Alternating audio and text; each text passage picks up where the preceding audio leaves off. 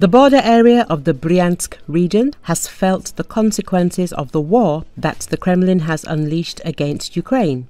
In the village of Podyvotye, residents held a spontaneous rally demanding that the authorities pay attention to their plight.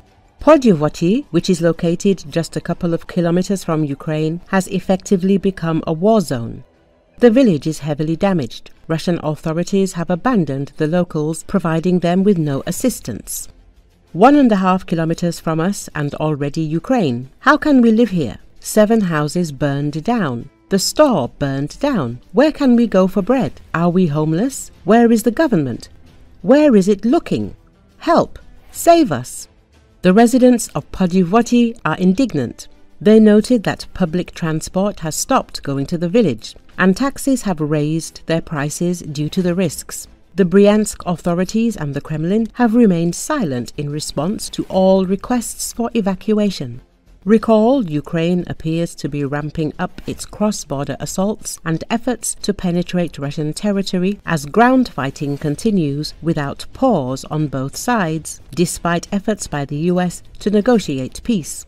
Ukrainian forces have in recent weeks intensified attacks in Russia's border regions of Belgorod and Bryansk, a step that experts see as an attempt to divert Russia's focus from the Kursk region, where Moscow's troops are trying to drive out remaining Ukrainian forces. The attacks in Belgorod and Bryansk appear much smaller in scale compared to Ukraine's Kursk incursion last August, which saw Ukrainian forces capture 1,000 square kilometers. Kiev had hoped to use its Kursk foothold as leverage in peace talks with Russia, which has occupied swathes of eastern and southern Ukraine since launching its full-scale invasion in 2022. Russia accused Kyiv of several incursion attempts into its territory amid discussions between Moscow and Washington on the terms of a potential ceasefire in Ukraine. Recently, Russian troops prevented an attempt by Ukrainian forces to invade the Bryansk border region, the state-run RIA Novosti news agency reported. It added that Russia's forces also struck a Ukrainian unit of around 30 soldiers near the Ukrainian village of Kremlin, located at the border with the Bryansk region. Неужто я не заработала какое-то нормальное жилье? Я вкладываю все копейки в свой дом. И я не знаю, что будет завтра. Мы попутали день и ночь. Мы не спим, мы живем. Iran says it's awaiting a response by the United States to its offer for indirect nuclear talks, vowing a swift and decisive response to any military attack. We're now waiting to see what the United States decides in this matter. Iran's offer for indirect talks is a generous one, based on a responsible and well-thought-out decision, Iran's foreign ministry spokesman, Esmail Baghaei, said on Monday. According to Associated Press, in a response to a letter by U.S. President Donald Trump, Iran has rejected direct negotiations, saying it's ready for indirect talks. Trump has threatened that Iran could face military action if a deal is not reached. Those making threats against the Islamic Republic of Iran should know that if any of those threats actually play out, they will face Iran's swift, decisive, and comprehensive response, Baghaei said. Responding to a question on Iran's stance regarding revenge for the death of Iranian top general Qasem Soleimani in 2020, who was killed in Baghdad after Trump ordered a strike, Baghaei said Tehran seeks justice through legal channels. The hardline paper Kayhan had recently threatened that Trump could be shot in the head soon. Baghaei also reacted to comments by Trump, accusing Iran of being behind the October 7 attack on Israel in 2023. When people want to brush the problem under the rug, the easiest thing to do is to point the finger at someone, this one or that one. But I believe that'll only keep the problems going, because as long as you don't admit where the real root of the issue lies, you won't be able to sort it out, Baghaei said.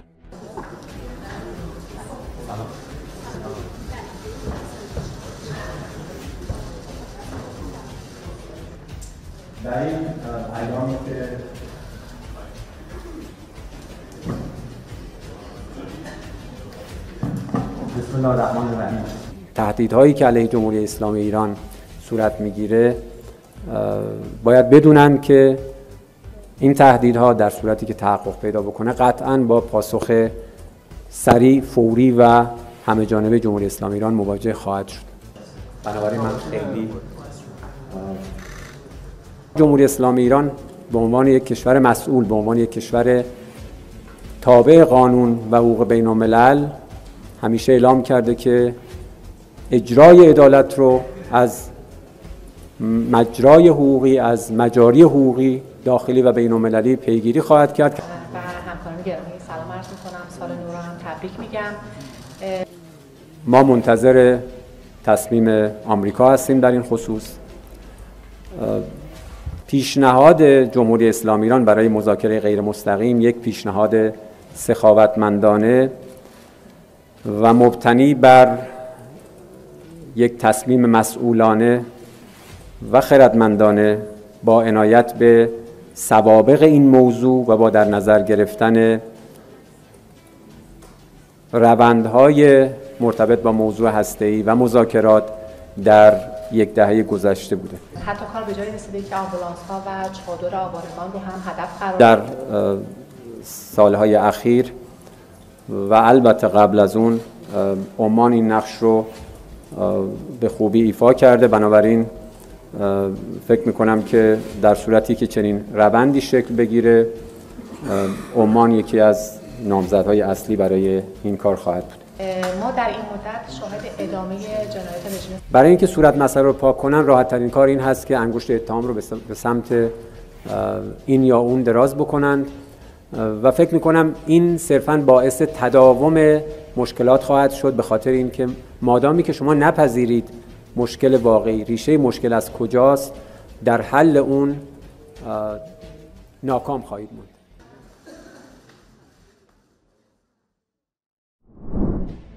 Russia is forced to blow up bridges and dams in the regions to stop the offensive of Ukrainian troops into the Belgorod and Bryansk regions. This was stated by Yevgeny Daiky, former commander of the Aidar battalion of the Ukrainian army, expert. The military says that preparations are underway to blow up bridges and dams in Bryansk. This is not happening by chance, they are forced to do this to stop us, it is done out of desperation. These methods are used when it is impossible to stop the enemy with military equipment, the former commander said. He recalled that Ukraine used such tactics only once, at the beginning of a full-scale war, by blowing up a dam near Irpin. There was a question that the enemies would enter Kiev. Those who gave the order to blow up the dam actually saved the capital. But everyone remembers what kind of actions these were. We stopped the Russians in front of the capital with a crowd of volunteers who, in civilian clothes, received Kalashnikovs with wooden butts and went to Irpin by bus along this dam. And now the Russians are blowing up bridges and dams, but already on the territory of the Russian Federation. That is, they directly admit that their army is not capable of stopping us on the territory of the Belgorod and Bryansk regions. That all hope is in the landscape, added Daiky.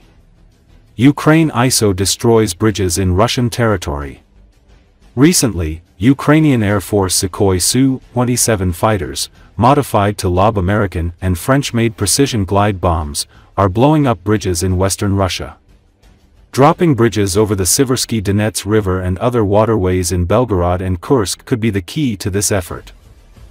Modified to carry hammer glide bombs from France and similar joint direct attack munitions and small diameter bombs from the United States, the Su-27s are equipped for the task.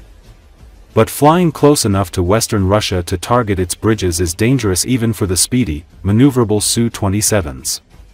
Ukraine went to war in February 2022 with no more than 57 flyable Su-27s, and has lost at least 16 in action, including 6 that were damaged or destroyed last summer in a Russian missile attack while parked at Mirgorod Air Base, 100 miles from Ukraine's northern border with Russia.